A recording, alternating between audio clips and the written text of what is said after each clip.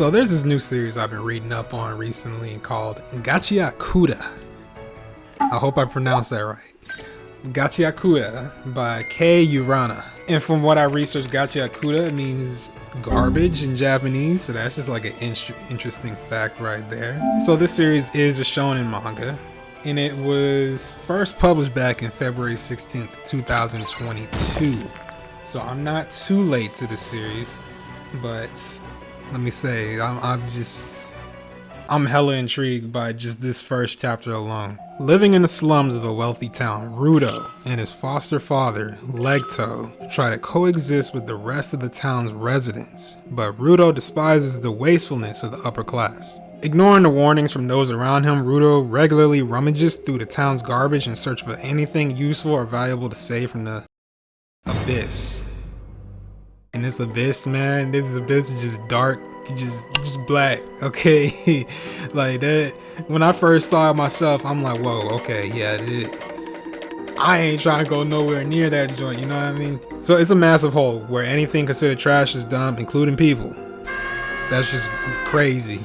They just drop people down there. When I first heard of that, I'm like, okay, y'all wild, okay? You just, I don't know what kind of stuff y'all on, what kind of drugs y'all taking, just dropping people down there. Like, it gave me like rock bottom vibes from like SpongeBob, where him and Patrick were just on that bus and they weren't trying to be let off on that bus in rock bottom, but you know, they're just stranded. So Rudo's biological father was one such person, having been thrown into the abyss after he was accused of murder. Okay? So one day, after running into a mysterious figure on the way home, Rudo returns to find Legto's dying body on the floor. Alright, like Rudo was just minding his own business. You know, he was just having a good day. You know, he found like a nice girl, you know, he hoping to just hook up with, and he comes home to this BS? Like, really? So he's immediately found at the scene by the authorities and is charged with murder, and no one believes his claims of innocence, and he is thrown into the abyss. He's held up and he's trying to plead to the girl, I forgot her name, but he's trying to plead to her, just like let them know, like, I'm innocent, you know, I didn't do this, I was framed, and blah blah blah.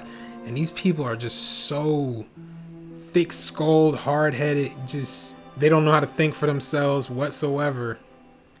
They like, everything falls to the abyss, like all trash falls to the abyss. They just programmed. In Rudo's eyes, he's just like, you guys are the ones that are trash. You know, this dude is like pissed. Because the girl too, she's just like, well, at the end of the day, you just like your dad, just a murderer. That hit him hard. That hit him real hard, and he's just like, you guys are all scum. Like he like, I'm gonna kill you all once I get back out of this abyss.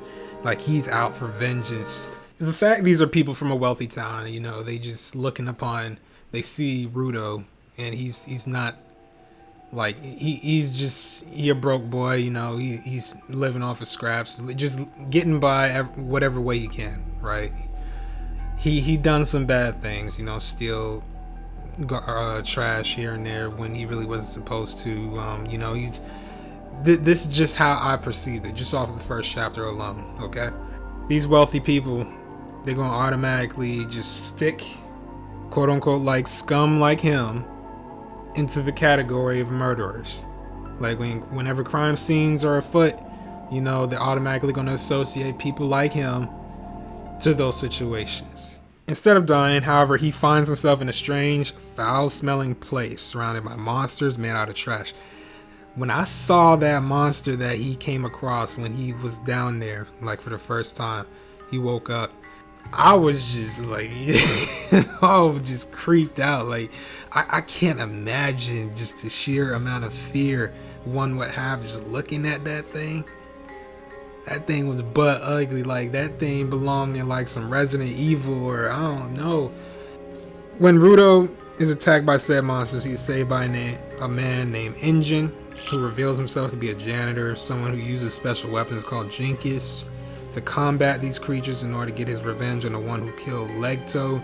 Rudo reluctantly becomes a janitor to fight his way back up and out of the abyss. So besides the story and all, The biggest aspect about this manga, Gachiakuta, that grasp my attention is the art. Kei Urana, her art style is just entirely unique to me. Something that I've never seen. It's like it has a certain edge to it and boldness that evokes emotions in such a gritty, fierce way. Especially when showing, like, you know, Ruto's anger, for example, or, you know, his shyness, or just whatever emotion, but especially anger. Especially Kei Urana is just so skillful with that, with the pen. I admire that so much, especially me being an artist. It's very inspiring. And another interesting fact that I just came across is that Kei Urana was actually an assistant for Atsushi Akubo for Fire Force, and she's also a big fan of Soul Eater, so I can see where her inspiration came from. Like, I can see, like, within her own art style, different bits and pieces taken away from, like, Soul Eater or Fire Force, because it's similar. Because Ruto, you know, for example, his teeth, you know, how they have that sharp edge to it, you know, just like Soul has sharp teeth from Soul Eater, or just like Shinra from Fire Force. So it's like those similarities between the three of them, right? So I can definitely tell the amount of influence Okubo had on Urana when it came down to her starting her own manga, which is Gachiakuta. Yeah, Gachiakuta, man, is definitely something I recommend to anybody who wants to pick up a new series. So I hope this video just opens that door for you to that new reader for of this series. That's what I want this video to serve as, just like as like a taste test for reading manga. That's what this video serves as. And I'm thinking about really creating more videos like this. Y'all let me know if y'all interested in this kind of content, where I read one chapter of a new series and I give my honest thoughts and opinions on it. Basic plot, concise plot, summary of that series, not really knowing too much about it, so it really won't have any spoilers. It's just like, it's a taste test into a new manga. Yeah, that's pretty much it for today, guys. You guys let me know what y'all think about this series. If you're already reading this series, please don't spoil it for everybody else. That'll be much appreciated. But yeah, be on the lookout for everything else I drop on my channel. Y'all stay blessed.